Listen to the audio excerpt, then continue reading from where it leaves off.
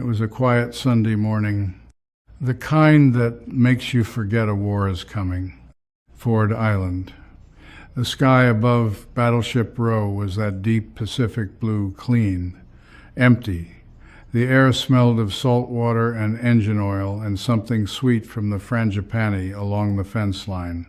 Men still in their bunks, officers on their first coffee, nobody thinking about anything harder than breakfast.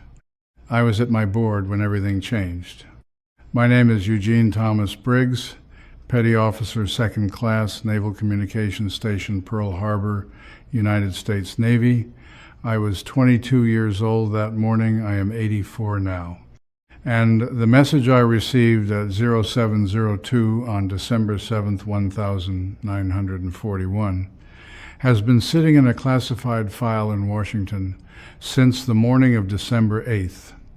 I have spent 62 years trying to understand why. I think I finally do, and I am done keeping quiet about it. My job was simple. Receive, decode, log, and route incoming message traffic to the appropriate duty officer. Every message that came into Pearl Harbor on that frequency passed through my hands first. I had been doing it for 14 months. I was good at it. My watch commander, Chief Petty Officer Donald Garrett, a 22-year Navy man from Norfolk, Virginia, had told me 3 weeks earlier that I had the best hands on the board. That meant something coming from Garrett. He wasn't a man who said things he didn't mean. I came on watch at 0630. The morning traffic was routine. Supply requisitions, personnel transfers, the ordinary noise of a naval base on a Sunday. Garrett was at his desk behind me with a week-old newspaper and his coffee going cold. The station was quiet except for the static and the click of the keys. At 0702, a message came in on the Fleet Intelligence frequency. That made me sit straighter before I had even begun to decode it. That frequency was not used for administrative traffic. It was for operational intelligence, high priority. I pulled it off the wire and my hands moved the way hands move after 10,000 repetitions, automatically. But my eyes were reading ahead of my fingers, and what I was reading sent a cold feeling across the back of my neck that I had never felt at that board before. The message was a fleet intelligence summary from an intercept station in the Philippines. It reported confirmed radar contact of a large formation of unidentified aircraft bearing 350 degrees, approximately 130 miles north of Oahu, closing at high speed. It cited a second source confirming unusual radio silence across all known Japanese carrier frequencies for the previous 18 hours, and it concluded with a single line I have heard in my head every day for 62 years. The intelligence profile, it said, was consistent with an imminent carrier-based air attack on the Hawaiian naval installation. Imminent. I finished decoding it at 0706. I initialed the log, marked it urgent, and walked it directly to Garrett's desk. I didn't use the routing tube.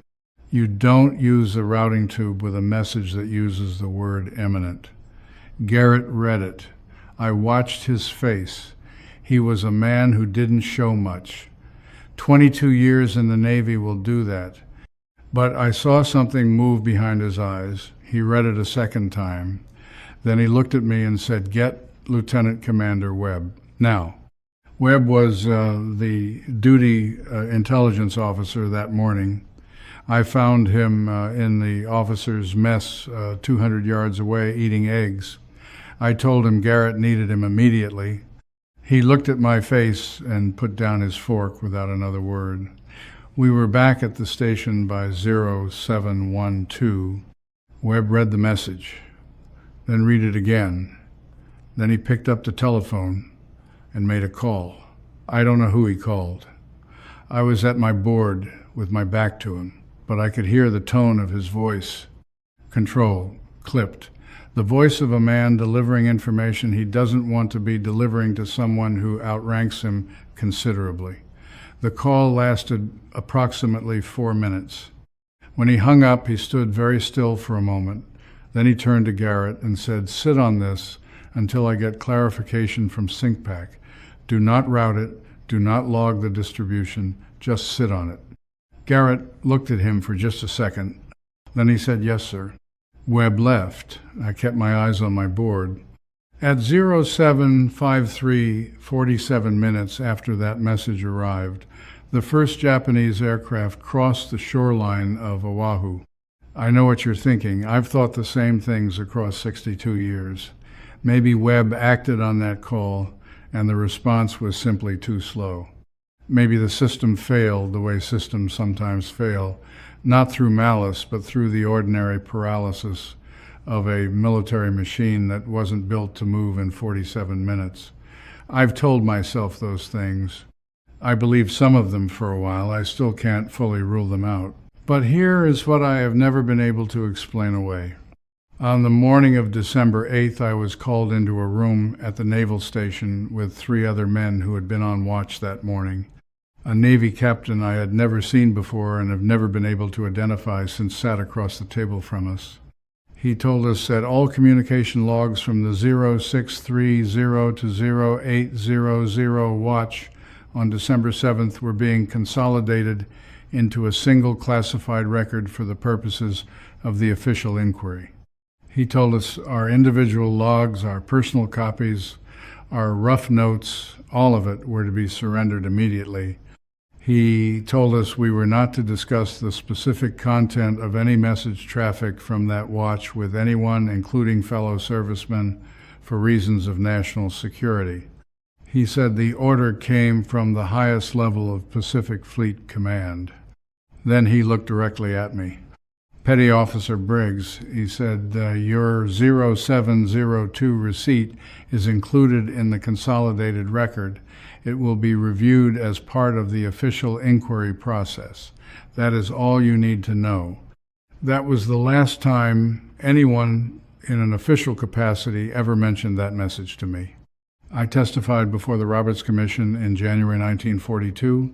I was not asked about the 0702 message, not about fleet intelligence traffic, not about Lieutenant Commander Webb or his phone call or his instruction to sit on it. I answered what I was asked.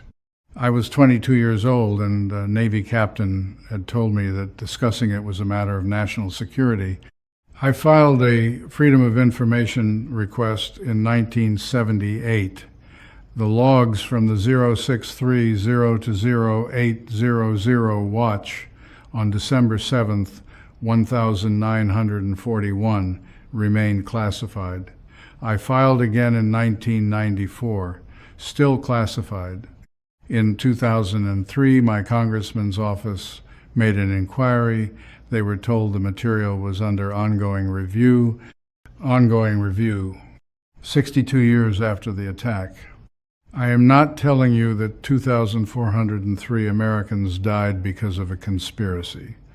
I am not saying anyone wanted that attack to happen. What I am telling you is simpler than that, and in some ways harder to accept.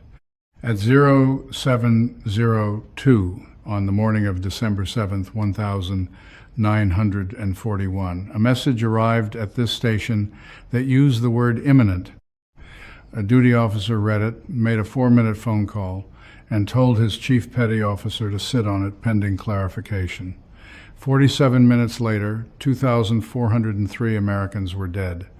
Maybe the call Webb made set something in motion that simply couldn't move fast enough. Maybe. But the logs that would show exactly what happened between that phone call and the first bomb have been classified since December 8, 1941. And the Roberts Commission never asked me about the message that prompted the call, and the captain who took my log on December 8th is gone, and Garrett is gone, and Webb is gone. And as far as I know, I am the last man alive who was in that station when that message came in. I am 84 years old. I don't have many years left to carry this. 2,403 Americans were still in their bunks, still eating breakfast. Some of them never knew what hit them. They deserved 47 minutes. That document has been sitting in a classified file since December 8, 1941, and I have never stopped wondering what's in the part I was told I didn't need to know.